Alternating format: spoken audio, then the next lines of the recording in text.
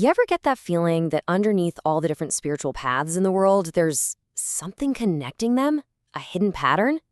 Well, today we're diving into this really fascinating map that tries to trace exactly that. We're talking about the common threads that link humanity's deepest feelings about what's real.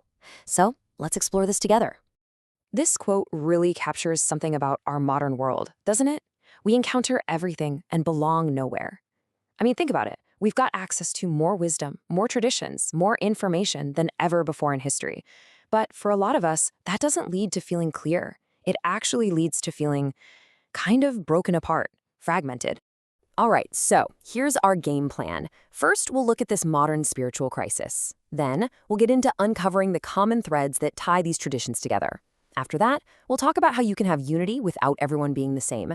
Check out the author's own framework for this, and then wrap up with what this all means for us. Okay, let's kick things off with the core problem. We're basically drowning in information, right?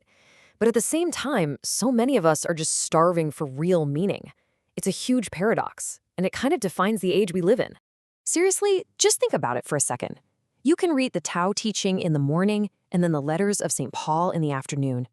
A quote from Rumi can go viral in, what, seconds?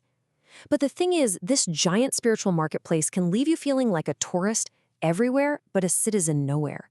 You end up feeling scattered, totally disconnected from any single solid truth. But what if underneath all that surface noise, all the different rules and doctrines, there's a shared, deeper structure? The main idea in the material we're looking at is that if you really pay attention, if you listen at the level of human transformation, a really amazing pattern starts to show up.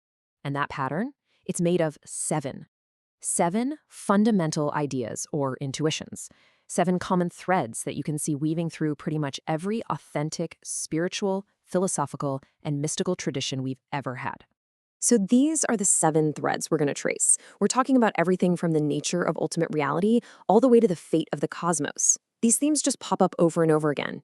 They might be speaking different languages, but it's like they're all describing the same deep spiritual grammar. First up, we have this idea of the absolute. You know, whether you call it Brahman or the Tao or Ein Sof or just the one, there's this almost universal feeling of a single ultimate reality. It's the source of everything, but it's also bigger than any name or idea we can put on it. Number 2, the living cosmos. You know, no ancient tradition looked at the universe and saw just a dead machine. Not at all. They saw it as this living web, all interconnected, a reality that was buzzing with meaning and purpose. It was a universe that speaks to us, not one that's just cold and silent. All right. Third is the divine human. This is a huge one. It's the discovery that our everyday ego, the person we think we are on the surface, isn't the whole story. There's a deeper self, a divine spark, that image of God at the very core of every single one of us. And, that leads us right into the 4th thread, transformation. Because every single spiritual path recognizes that to wake up to that deeper reality, something inside has to change. The surface self has to kind of die so that the true self can be born. It's this universal pattern of letting go and starting fresh. Thread number 5 brings this all right back down to earth, and it's practice. Because let's be real, insights fade if you don't do the work. This thread is all about the need for concrete daily practices, things like meditation, prayer, or just living ethically, that slowly, bit by bit, reshape us and let us live from that deeper part of ourselves. So what's the goal of all this? Well, the 6th thread tells us it's love and union. The whole point of the path isn't just to get smart or powerful, it's love. Across all these different traditions, the real sign that someone's spiritually awake is their ability to show selfless love and just boundless compassion. And finally, we get to the 7th thread, which tackles the ultimate question, death and resurrection. I mean, from honoring ancestors to believing in reincarnation or resurrection, almost every culture has believed that physical death isn't the end. It's not just game over. It's a doorway into something more, a greater reality. Okay, so there they are, the 7 threads. But right about now, a big question probably pops up. How can we talk about unity without just pretending all religions are the same? And that's a great question. This is where we have to start thinking about unity in a totally new way.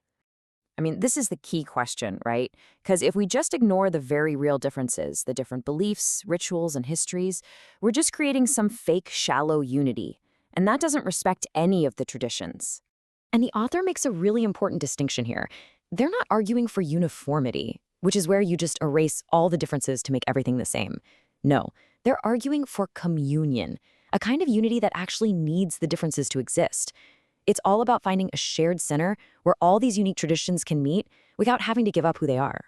Okay, so in this particular map, the author does suggest a specific center for this communion.